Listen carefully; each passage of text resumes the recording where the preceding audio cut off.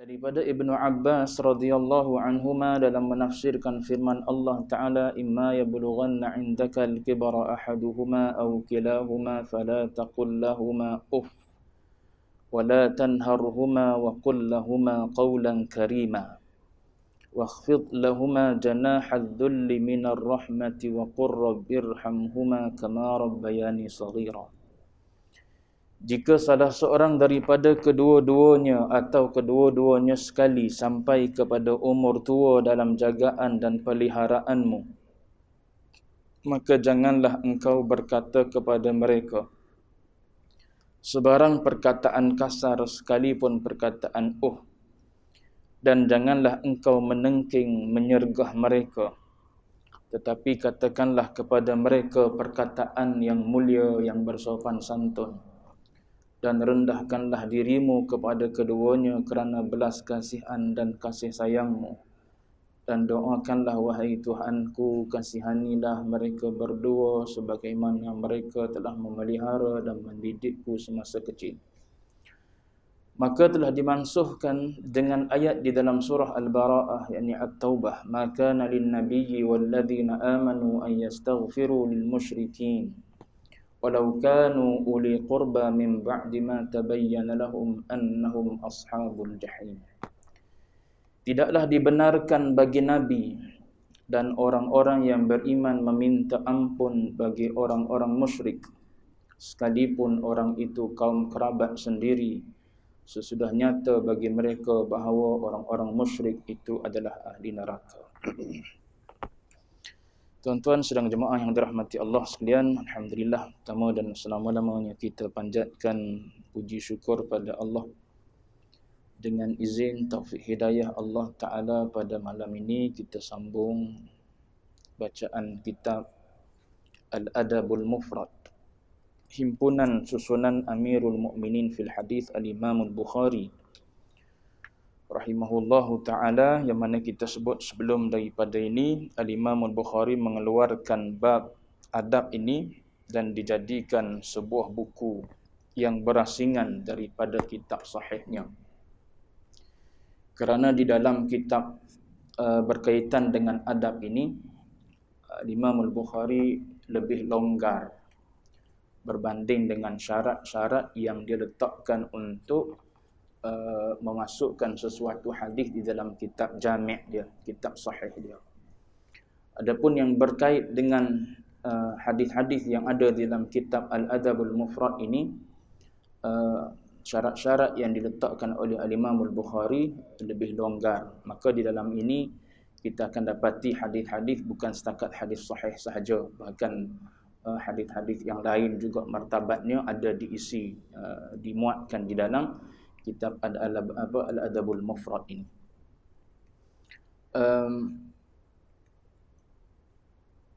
Di peringkat awal ini, tuan-tuan, hadis-hadis yang dihimpunkan oleh Al-Imam Al-Bukhari adalah hadis yang berkaitan dengan kedua orang tua, dengan kedua mak dan ayah kita.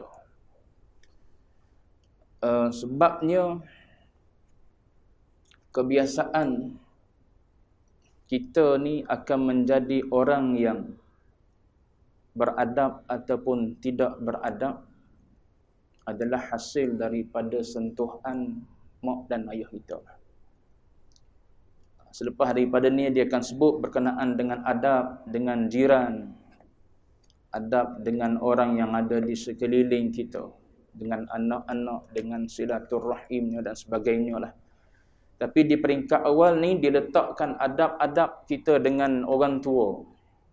Yang ke-13 ni, andai kata di kalangan kita ni ada mak ayah dia yang musyrik, macam bagaimana diajarkan oleh baginda Nabi adab dengan orang tua yang belum memeluk Islam, ataupun setelah mereka meninggal dunia dalam keadaan tidak Islam, maknanya dalam keadaan kafir musyrik. Maka diajarkan di peringkat awal ni adab-adab dengan kedua orang tua, kerana asal adab kita adalah hasil daripada bentuk mereka. Mereka lah yang membentuk, mereka lah yang mencorakkan kita, Maka hasil daripada corakan bentukan mereka itulah lahirlah kita sebagai seorang yang beradab ataupun tidak. Apatah lagi saya dah sebut zaman kita hari ni zaman orang miskin dengan adab. Sama ada tua ke muda ke, kadang-kadang kanak-kanak sendiri pun kita ni orang ataupun zaman orang miskin dengan adab. Sebab tu Syekh Mustafa An-Nadawi pernah sebut dalam satu pengajian, dia kata teramat sesuai sangat zaman kita pada hari ini kita baca kitab-kitab yang berkaitan dengan adab ni. Sebab zaman hari ini zaman orang kekurangan adab. Bergaduh di mana-mana sahaja. Di luar pun bergaduh, di alam maya lagi-lagilah bergaduh. Di alam cyber ataupun online, dalam internet, dalam Facebook, dalam IG dan sebagainya orang bergaduh. Sama-sama agamawan bergaduh, isu agama pun bergaduh, masing-masing ingin menegakkan hujah masing-masing. Padahal persoalan tersebut boleh jadi persoalan khilafiyah, persoalan yang jadi perselisihan di kalangan ulama yang sepatutnya kita berlapang dada dalam masalah tersebut.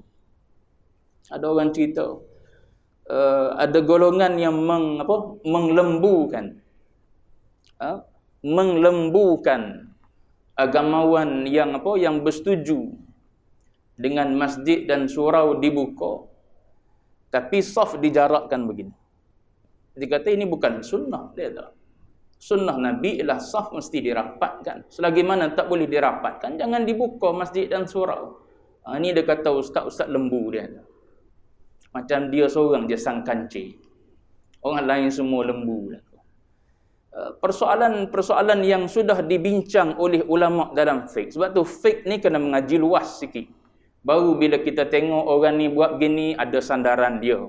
Orang ni buat gini, ada sandaran dia. Kita tengok orang ni semayang gini, ada sandaran dia. Orang ni semayang gini, ada sandaran dia.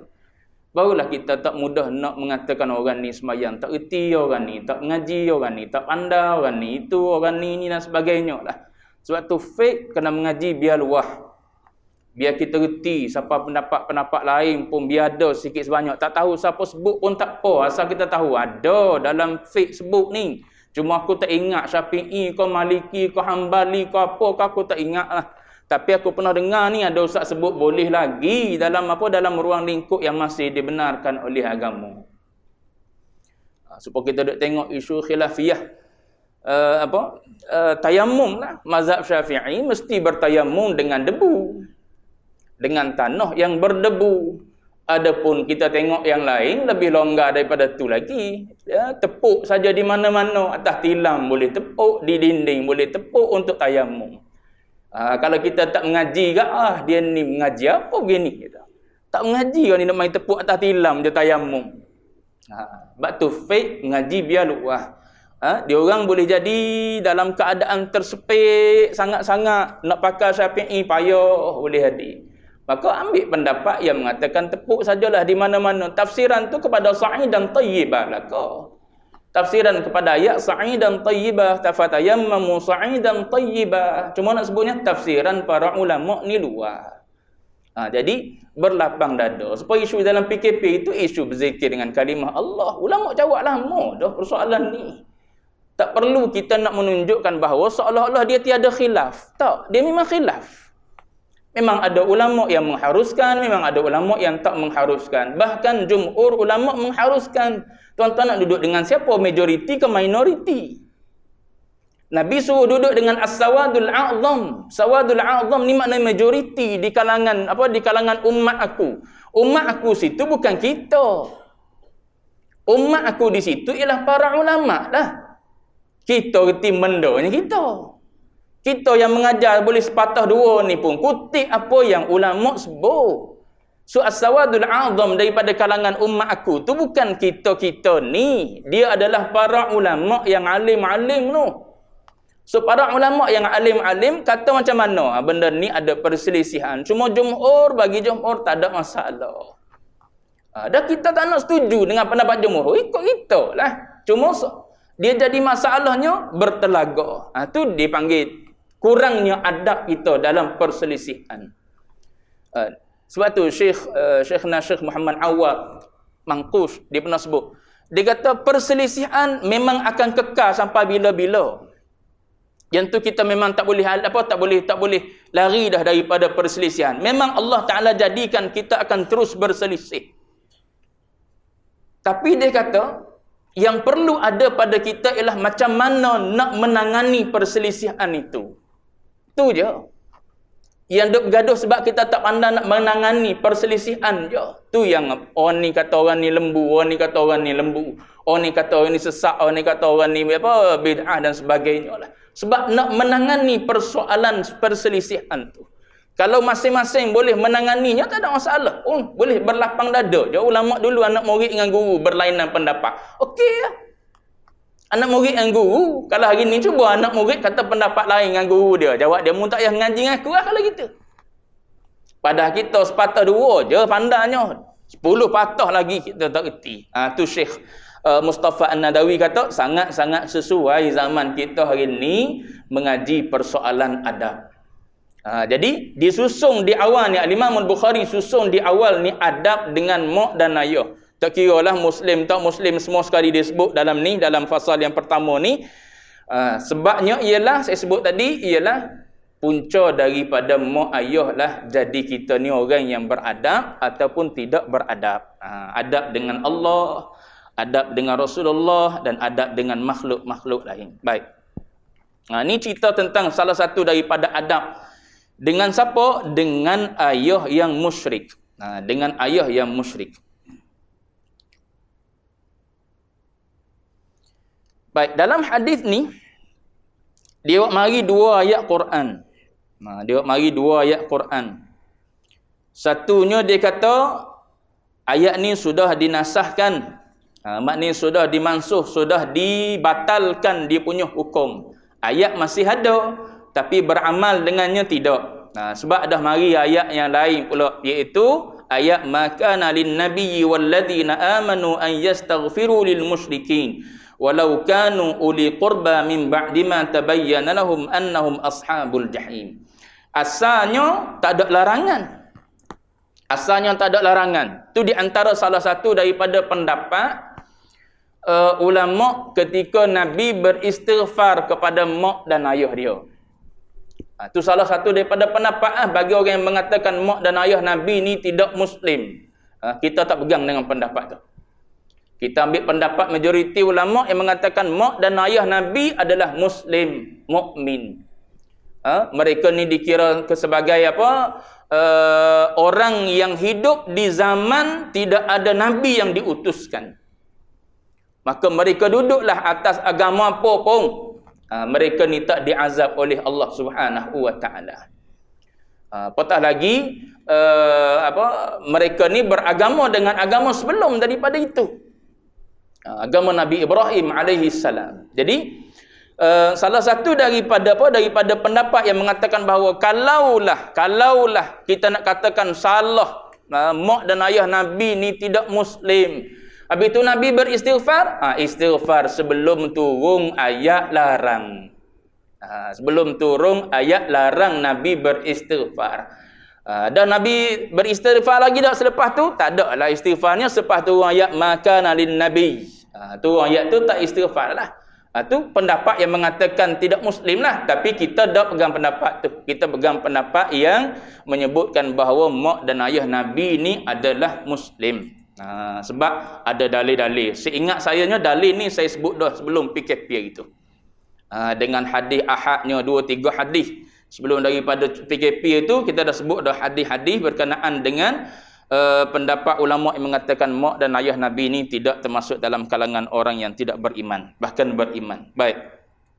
Bila situ. Cuma nak sebut sininya tak ada masalah kalau kita nak istighfar sebelum turun ayat lah. Tapi bila dah dinasahkan maknanya nak minta ampun bagi pihak mak dan ayah kita. Kita Muslim, mak ayah kita kafir, nak minta ampun pada mereka tak boleh lah. Sebab turun dah ayat yang menasahkan ayat sebelum tu. Adapun pada Nabi, itu cerita lain. Saya sebut sebelum PKP itu. Baik. 13. Babu birril walidil musyrik. Bab pada menyatakan berbakti ataupun berbuat baik kepada ibu bapa yang musyrik. Kalau tengok dalam tajuk, tengok pada tajuk tu, dia guna perkataan walid. Walid ni ayah. Tapi dalam terjemuh dia tulis ibu bapa. Kalau kita tengok dengan cara kita yang tak erti kat jawab dia kata, silap terjemuh ni rasanya.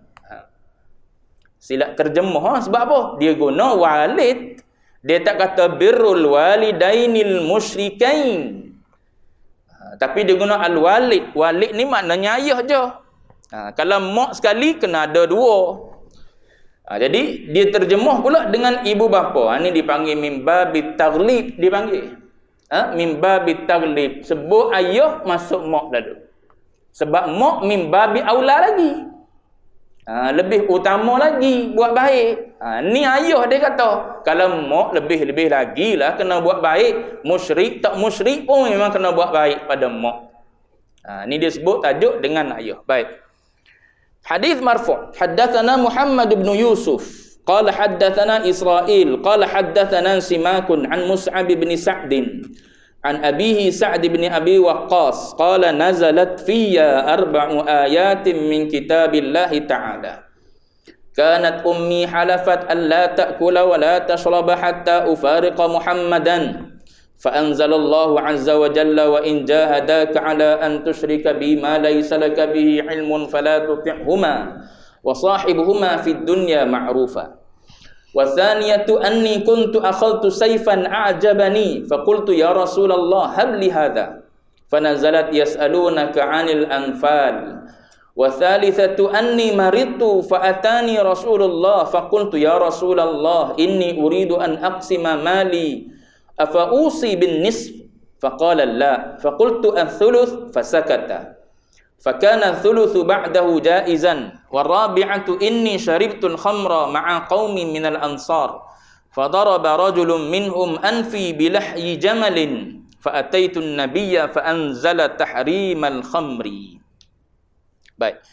Daripada Mus'ab ibnu Sa'ad,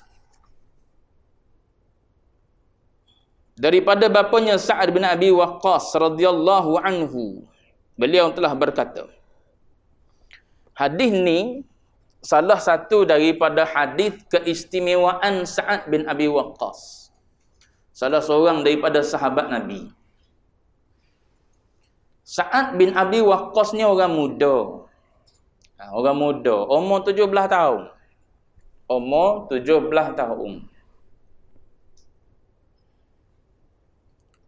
Daripada keluarga bangsawan, daripada keluarga yang hebat, keturunan yang hebat, Sa'ad bin Abi Waqqas ni. Sa'ad bin Abi Waqqas ni dalam usia dia 17 tahun, dia tak sama dengan remaja lain. Kalau remaja lain duk sibuk, kalau zaman kita lah zaman kita remaja hari ni duk sibuk dengan apa? PUBG ke apa? Game PUBG tu. TikTok. Anak tuan-tuan tahu buat TikTok? TikTok dalam PKP itu kan orang perkenal TikTok. Macam-macam lagi lah. Game orang muda. Main motor. Pakak nak ada motor belakang. Berkumpul set-set motor. Nerak atas motor. Tengah-tengah highway kita tengok menerak atas motor, menerak belakang. Mana tu driver? Tak ada driver. Nak ada macam mana? Sebaris dengan apa? Tempat duduk. 10 orang budak muda naik motor gitu. Sa'ad bin Abi Waqqas ni ibaratnya gitulah, usia 17. Usia 17 negak orang muda. Orang muda negak rolik, apabila dia nak sesuatu dia akan buat lah. Tu rolik orang muda. Sebab tu dia tak dengar kata. Zaman kita muda-muda dulu gitu juga. Tak dengar kata orang tua. Orang tua suruh mengaji, tak nampak masa tu. Tak nampak orang suruh mengaji, malah mengaji. Orang suruh pergi tuition, tak pergi tuition. Orang suruh baca buku, malah kita duk nampak macam boleh dapat, dia boleh dapat, padahal orang tua dia bercakap atas pengalaman. Kita tak ada pengalaman, tapi duk berasa macam tahu reti ni orang muda. Apa yang dia nak, dia akan cuba untuk dapat. Tu orang muda. Sebab tu orang muda mesti bergabung dengan orang tua. Pemuda dia tak boleh duduk sendiri. Sebab dia ada hamasah ya. Dia ada semangat saja, tak ada. Dia mesti bergabung dengan ulama. Baru matang perjalanan. Jangan anggap pada grup pemuda saja. Tak, dia kena bergabung dengan orang tua. Baru matang perjalanan dia. Bila nak turun ke padang, nak turun ke jalan raya, tak orang muda depan sekali, tak apa. Tapi hasil daripada perbincangan para orang tua. Isu ni kita turun, isu ni tak payah turun. Kita boleh selesai melalui media masa aja, contoh ni. Contoh tuan-tuan. Gitu, gabung dengan orang tua baru jadi. Kalau suruh pada orang muda saja, orang muda ni roliknya perangai dia, apa yang dia nak dia akan buat. Sa'ad bin Abi Waqqas, walaupun usia dia 17 tahun, dia tak gitu. Orang duk sibuk main motor, dia buat apa? Dia belajar mana. Orang duk sibuk dengan game, dia buat apa? Dia main kuda. Maknanya dia duk berlatih tunggang kuda, dia duk berlatih memanah. Seolah-olah, dia sendiri cerita, seolah-olah aku ni dipersiapkan oleh Allah Ta'ala dengan satu tugasan besar. Dengan satu tugasan besar yang bakal aku pikul. So dalam usia 17 ni aku sibuk duk berlatih dah. Dengan memanahnya, dengan tunggang kudanya, naik kuda sambil memanahnya. Tu di antara persiapan-persiapan yang Allah Ta'ala persiapkan padaku dalam usia muda remaja. Memang ya sungguh rupa-rupanya. Bila sampai sahaja ajaran ataupun dakwah daripada Rasulullah, saat awalnya, kisah ni disebut dalam Suwar min Hayatis Sahabah. Alamat yang pertama yang diperolehi oleh Sa'ad bin Abi Waqqas ni, dia bermimpi. Dia bermimpi, dia duduk tenggelam dalam lautan yang zulumatin fauqa zulumat. Maknanya kegelapan atas kegelapan. Dalam laut gitulah, makin kita turun ke dalam dia makin gelap, makin gelap, makin gelap kan. Dalam Quran pun cerita gitu. Gelap semakin gelap. Kita masuk ke dasar laut tu. Tiba-tiba dia kata, saat aku duduk dalam gelap tu, tiba-tiba mari cahaya bulan dia tu. Maka aku follow cahaya bulan tu. Aku follow cahaya bulan tu keluar daripada kegelapan tu, dia kata. Maka aku sampai di satu tempat, aku tengok di situ ada 3 orang. Satu dia kata ada Zaid bin Harithah. Satu lagi ada Sayyidina Ali. Yang ketiga adanya Sayyidina Abu Bakar Siddiq. Dia pun tanya, bila lagi musafir sini? Kata 3 orang tu, as-sa'ah, baru sekejap tadi kami sampai di sini. Bila dia terjaga daripada tidur, dia dapat tahu bahawa Nabi sedang mengajak manusia ni secara sir. Secara apa? Secara rahsia lah. Secara rahsia. Maka tak semena-mena hati dia automatik rasa terdetik nak pergi.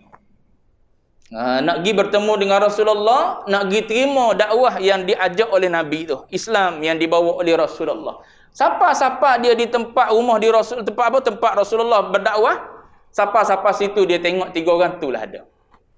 Zaid bin Harithah, Sayyidina Ali, Abu Bakar Siddiq radhiyallahu anhum ajma'in. Ada 3 orang tu. Bila dia balik, dia memeluk Islam, dia balik tu lah. Maka mak dia tahu dia memeluk Islam. Kisah Sa'ad bin Abi Waqqas ni lah. Mak dia kata, agama apa yang mu peluk ni? Siapa peringkat mu tinggal agama mak dan ayah kamu?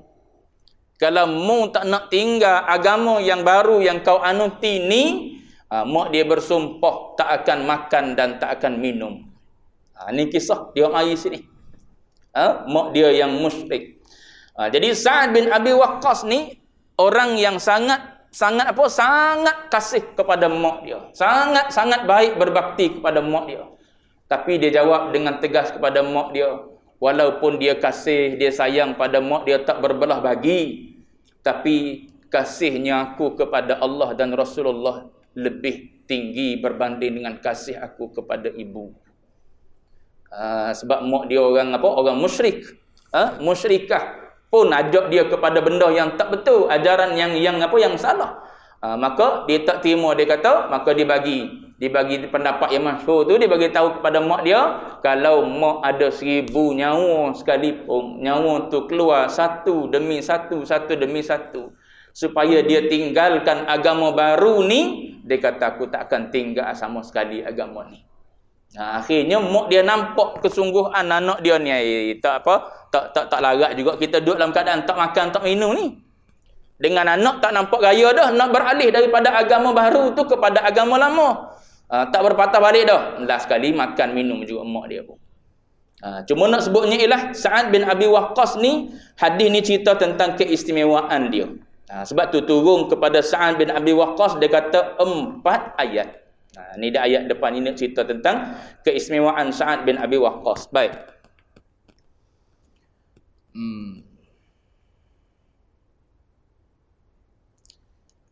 Kata Sa'ad bin Abi Waqqas, telah turun padaku, yakni ditujukan 4 ayat daripada kitab Allah Ta'ala.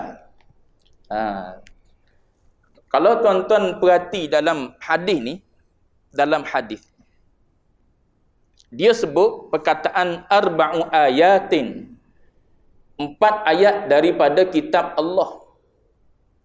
Kemudian dia ceritalah, satunya ayat berkaitan dengan apa? Dengan ketaatan kepada mak dia. Mak yang menyuruh dia berada di atas agama kufur, agama syirik, maka dia tak nak. Turun ayat Quran, wa in jahadaka ala an tusyrika bima laysa laka bihi ilmun fala tuti'huma wa sahibhuma fid dunya ma'rufa. Kisah yang kedua, tuan-tuan baca, dia kagum dengan pedang. Dia kagum dengan satu pedang, turun ayat Quran, yas'alunaka 'anil anfal. Ayat Quran juga. Tapi yang ketiga tu kalau tuan-tuan baca berkaitan dengan wasiat, yang tu bukan ayat Quran. Yang tu hadis Nabi. Hadis yang Nabi sebut berkaitan dengan wasiat ni. Habis tu dia guna arba'u ayatin tu, 4 ayat, sedangkan 2 ayat. Kemudian hadis pula yang lain tu. Habis tu kenapa guna 4 ayat? Ni dia panggil mimbabit taglib juga. Mimbabit taglib. Satu. Ataupun ulama kata gini, ataupun yang dimaksudkan dengan ayat di sini ialah al-ahkam. 4 hukum Allah Ta'ala tuju khusus padaku. Ni benda-benda gini, benda-benda gini kalau tak cukup ilmu alat, jawab dia duk kecoh. Guna sini sebut pak, sini ada hadis, ada ayat Quran ni. Silap hadis kau. Dak. Ulama tolong hurai dah pada kita. Arba'u ayat, ada ulama kata murad di situ ialah arba'u ahkam. 4 hukum dituju khusus kepada Sa'ad bin Abi Waqqas. Ada juga ulama kata mimbabit taglib, dari sudut apa? Dari sudut dominan. Ya, yang dominannya ialah ayat Quran. Quran dengan hadis, dominannya ialah Quran. So digunakan kalimah Quran lah, ayat-ayat Quran. Padahal dalam situ adanya hadis Nabi. Baik. Satunya ialah ayat Quran yang berkait dengan tajuk kita, babu birril walidil musyrik. Satunya ayat yang turun berkaitan dengan buat baik kepada orang tua yang musyrik. Dan jika mereka berdua mendesakmu supaya engkau mempersekutukan denganku sesuatu yang engkau dengan fikiran sihatmu tidak mengetahui sungguh adanya, maka janganlah engkau taat kepada mereka dan bergaullah dengan mereka di dunia dengan cara yang baik. Ini yang pertama sekali, turun pada Sa'ad bin Abi Waqqas. Setelah mak dia suruh dia kembali kepada agama syirik, dia tak nak, maka turun ayat ni. Ayat ni beritahu kepada dia supaya apa? Supaya kekal di atas agama yang benar. Jangan turutlah mak yang suruh benda yang tak betul, benda yang tak baik, benda yang maksiat. La ta'ata li makhluqin fi maksiatil khaliq. Tak boleh taat pada makhluk pada melakukan maksiat terhadap Allah Subhanahu wa taala. Tapi buat baik tetap kena buat baik. Buat baik pada dia tetap kena buat baik dengan cara macam mana, tu pulang pada kebijaksanaan seorang anak tu lah. Cuma nak sebutnya ialah taat pada benda mungkar tak boleh. Pada orang tua sekalipun yang paling tinggi kedudukan selepas Allah Ta'ala tak boleh juga. Sebab perkara tu perkara yang bercanggah dengan kehendak Allah Ta'ala. Adapun buat ihsan tak ada masalah. Baik. Sebab tu ulama kata ulama kata wasahibhuma tu, ulama kata hiduplah dengan mereka berdua, wakhdumhuma. Ukhdum ni maknanya berkhidmatlah. Berilah khidmat kamu pada dia. Apa-apa saja, nak bawa dia pergi hospital, kau nak bawa dia duduk sekali, kau tak ada masalah. Tu belakang tu. Mak kita orang yang belum Islam katakanlah, nak bawa dia supaya duduk sekali dengan kita, ada masalah. Bawa pergi, duduk sekali dengan kita. Cuma benda-benda yang bercanggah dengan agama tak boleh kita tunggu. Adapun nak buat baik pada dia tak ada masalah. Agama tak larang pun. Baik. Satu tu ayat tu. Yang kedua kata Sa'ad bin Abi Waqqas. Dia kata faqultu ya Rasulullah. Yang keduanya dia kata anni kuntu akhadtu sayfan a'jabani faqultu ya Rasulullah habli hadha fanazalat yas'alunaka 'anil anfal. Yang keduanya dia kata turun padaku sesungguhnya aku pernah mengambil pedang yang menakjubkan aku, lalu aku telah berkata wahai Rasulullah berikanlah aku pedang ini, maka turun ayat yas'alunaka 'anil anfal. Surah Al-Anfal ni cerita tentang harta rampasan perang. Dia ada kisah. Kisahnya ialah dalam peperangan Badar. Kalau tak silap saya dalam peperangan Badar. Sa'ad bin Abi Waqqas ni dia ada seorang adik. Lebih muda daripada dia lah maknanya. Nama dia Umair. Sa'ad bin Abi Waqqas dengan Umair. Dua-dua ni memang orang yang nak berkhidmat kepada Rasulullah. Jadi bila peperangan Badar, pakak pergi bertemu dua orang ni, minta izin dengan Rasulullah nak menyertai peperangan Badar. Dalam keadaan adik dia Umair lebih muda daripada dia. Dan Sa'ad bin Abi Waqqas lebih tua. Maka dalam keadaan usia yang masih muda lagi Umair ni, bila masuk dalam peperangan Badar, takdir Allah Ta'ala terbunuhlah dia. Terbunuh. Bila terbunuh Umair ni, sejarah sebut abang dia Sa'ad bin Abi Waqqas ni ambil pedang orang tu, orang yang bunuh tu, bunuh balik. Maknanya dia boleh bunuh balik orang yang bunuh adik dia. Dan pedang orang yang bunuh dia tu ada di tangan Sa'ad bin Abi Waqqas lah. Jadi dia baliklah pedang tu. Adik dia meninggal, baki lagi yang ada pada dia ialah pedang. Pedang yang dirampas daripada pembunuh adik dia. Dengan harapannya dia boleh miliklah pedang tu. Pergi bertemu dengan Rasulullah. Ya Rasulullah, aku nak minta supaya pedang ni diberikan kepadaku. Pada masa tu belum turun lagi ayat tentang urusan harta rampasan perang. Bila Sa'ad bin Abi Waqqas kata demikian pada Rasulullah, nak minta pedang tu supaya diberi milik kepada dia, maka Nabi kata, engkau ambil pedang tu, pergi letak di tempat barang rampasan semua sekali. Maknanya Nabi tak izin Sa'ad bin Abi Waqqas untuk ambil. Sedihlah dia ya. Sedihlah dia sebab adik dia terbunuh, orang ni bunuh, tiba-tiba aku boleh pedang orang yang bunuh adik dia, dia bunuh balas dah orang tersebut, aku nak milik pedang tu pun Rasulullah tak bagi juga. Duka cita lah dia. Ini nak bagi tahu kedekatan Sa'ad bin Abi Waqqas dengan Allah Ta'ala. Seolah-olah suara hati, bukan seolah-olah lah, memang gitu. Suara hati yang bermain dalam diri Sa'ad bin Abi Waqqas, seorang anak muda ni, didengar oleh Allah Subhanahu wa Ta'ala, lalu diturunkan ayat yas'alunaka 'anil anfal. Qulil anfalu lillahi war rasul. Beritahu Muhammad, mereka yang datang bertanya engkau tentang anfal, harta rampasan perang ni, beritahu kepada mereka harta rampasan perang ni adalah urusan Allah dan urusan Rasulullah. Maknanya Allah yang memutuskan nak bagi macam mana. Rasulullah lah yang akan beritahu nanti hukum hakam yang berkaitan dengan anfal ni, harta rampasan perang. Lepas daripada tu, tak lama selepas daripada tu, Nabi panggil balik Sa'ad bin Abi Waqqas. Lalu Nabi beritahu kepada Sa'ad bin Abi Waqqas, ambil pedang tadi, simpanlah. Tu harta rampasan perang. Nabi tak mendahului Allah Ta'ala. Selagi mana tak ada perintah daripada Allah Ta'ala nak buat macam mana, maka Nabi senyap dulu. Bila dah turun perintah, barulah Nabi bahagikan harta rampasan perang tersebut. Dan persoalan Al-Anfal ni adalah di antara khususiat umat Nabi.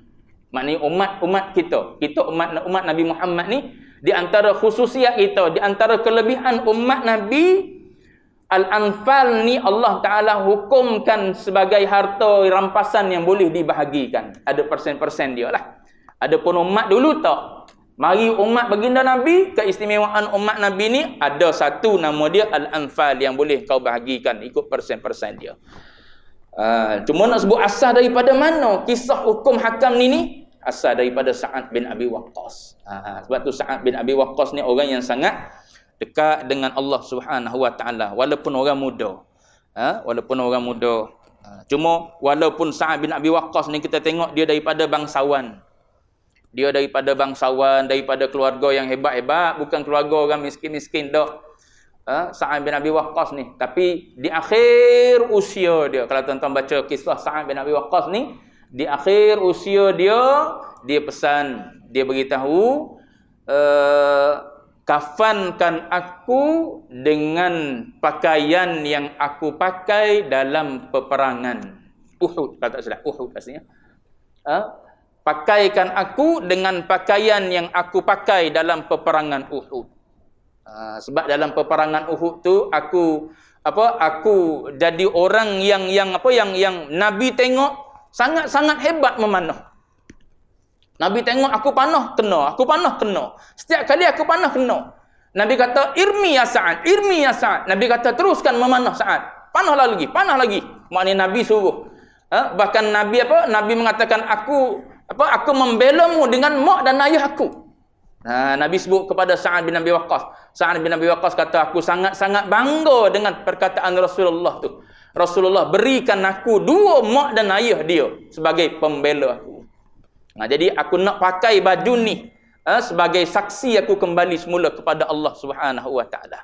Ni Sa'ad bin Abi Waqqas, orang yang dekat dengan Allah Subhanahu Wa Taala. Baik. Dua, ni keistimewaan dia. Yang pertama tadi kisah yang berkaitan dengan hadisnya, buat baik kepada mak walaupun dia musyrik.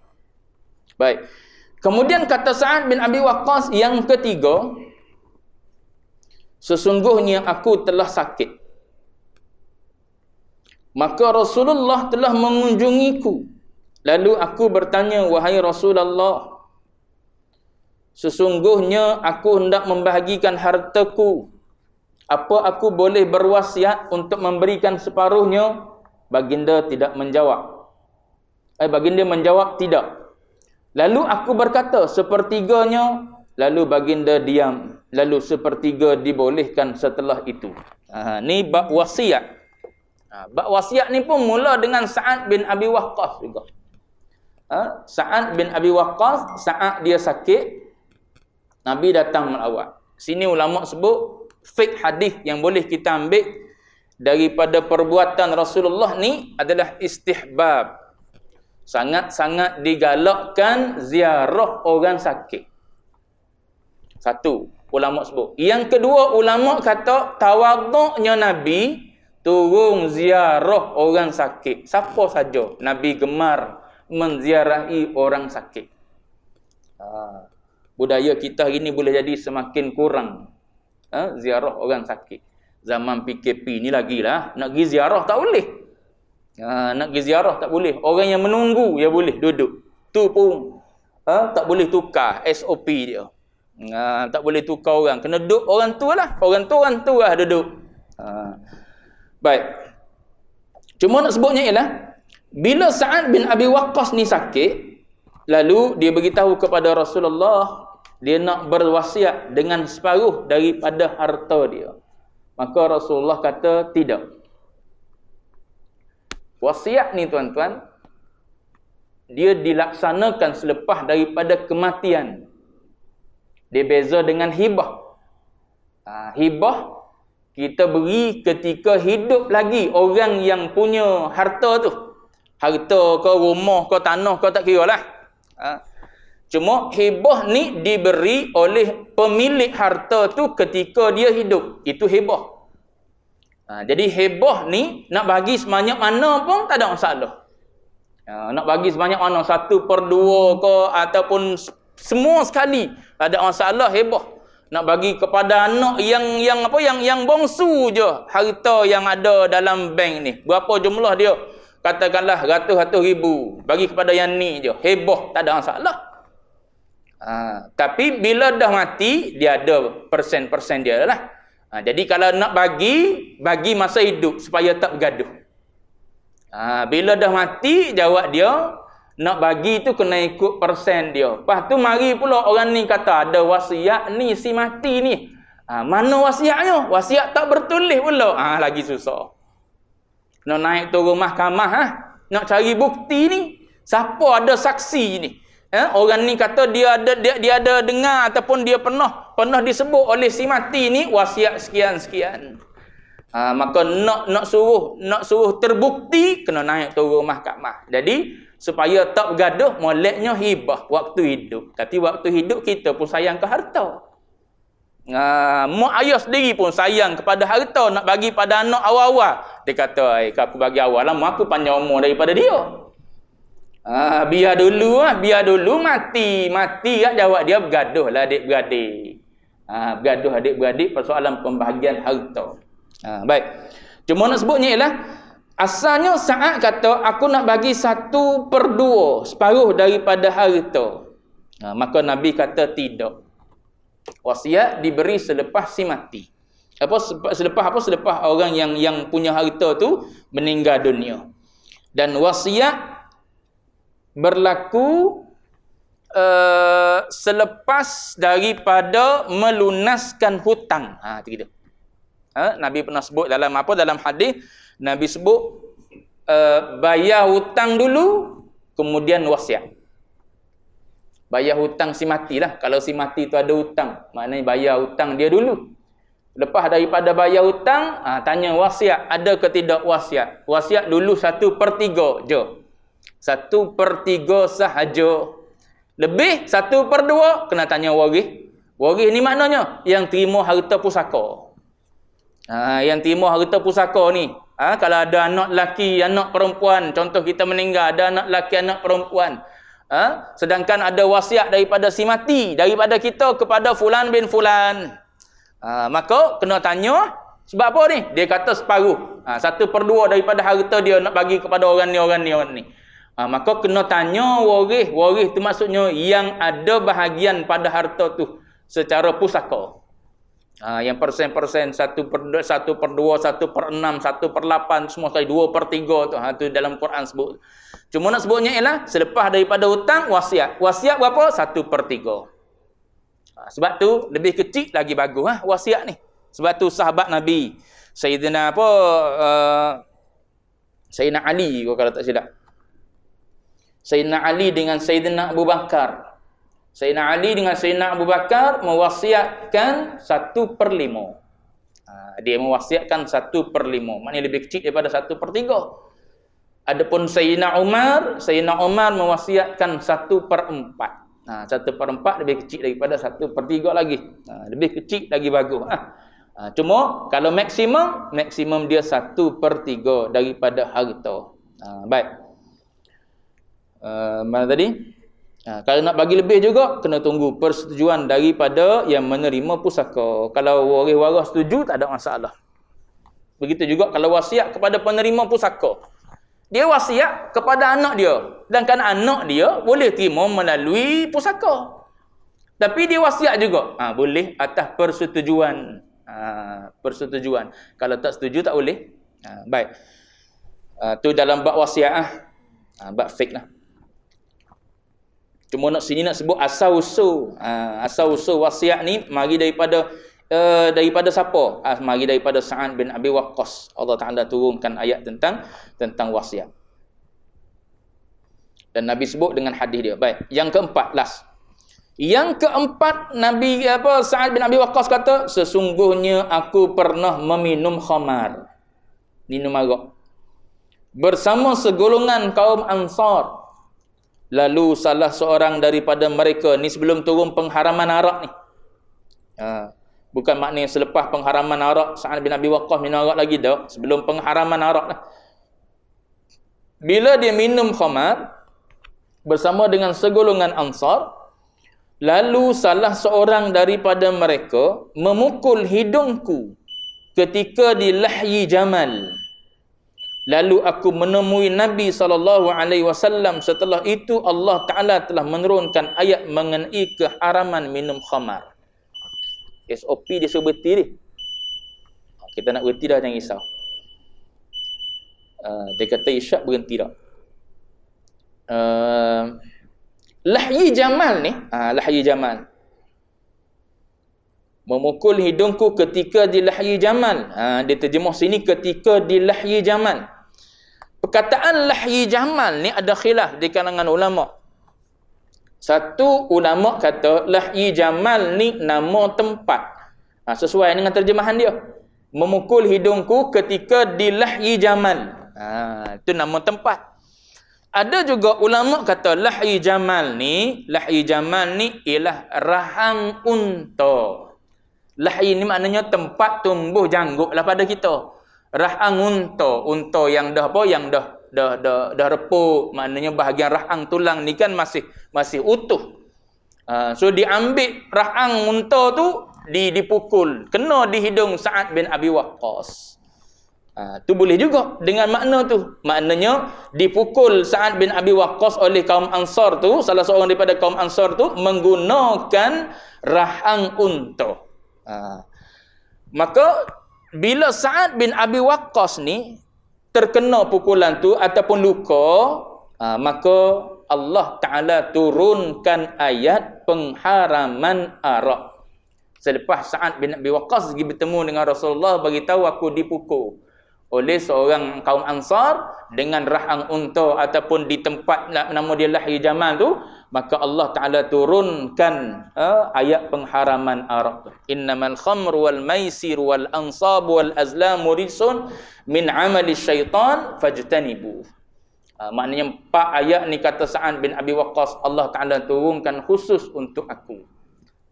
Khusus maknanya istimewa lah Sa'ad di sisi Allah Ta'ala. Setiap apa yang berlaku pada dia, Allah Ta'ala turunkan jawapan.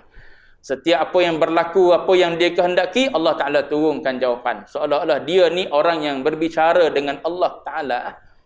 Apa yang berlaku pada dia, Allah Ta'ala turunkan hukum hakam. Baik, habis dulu situ. Cuma yang pertama sekali itulah yang berkait dengan tajuk kita, iaitu yang berkait dengan berbuat baik dengan mak yang musyrik. Tapi taat pada benda syirik tak boleh. Buat baik saja yang dibenarkan oleh agama. Baik. Habis itu akan datang masih dalam tajuk yang sama. Masih dalam tajuk berbuat baik kepada kedua orang tua yang musyrik. Hadis yang lain, hadis marfu' daripada seorang sahabat Nabi, sahabiyah ni. Sahabiyah yang bernama Asma binti Abi Bakar, anak Abu Bakar As-Siddiq. Dia cerita mak dia, isteri kepada Abu Bakar, datang bertemu dengan dia, minta supaya apa? Dia berbuat baik. Lalu dia tanya Rasulullah, boleh ke tak aku nak baik kepada mak aku ni? Nabi jawab, akan datang insya-Allah. Kita tengok sambungan hadis 25. Wallahu a'lam wa ilmuhul atam. Sallallahu rabbuna 'alan nuril mubin. أحمد المصطفى سيد المرسلين صلى الله ربنا على النور المبين أحمد المصطفى سيد المرسلين صلى الله ربنا على النور المبين أحمد المصطفى سيدي المرسلين وعلى آله وصحبه أجمعين وعلى آله وصحبه أجمعين.